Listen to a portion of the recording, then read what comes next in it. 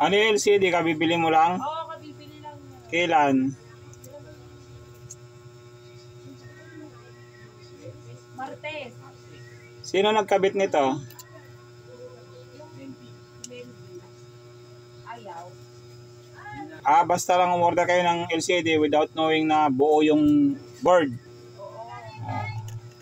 Kasi may problema din yung board, hindi naman nagno-normal charging.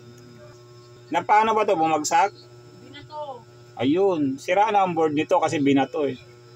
Dapat pina-check mo muna sa technician dito kung bago ka bumili ng LCD. Sa tingin ko, sira board nito kasi hindi talaga nagno-normal. Kaya LCD mo, sayang lang din to. Kailangan mo na-repairin yung board nito. Pagka pina-repair mo ang board nito, gagastos ka rin ng 1.5 nito. Plus yung LCD, sana good yung LCD mo. Kasi hindi natin matesting ng ibang LCD. Dapat may backup tayong ibang LCD. Ito yung LCD niya. Kaya dapat may backup na good na LCD.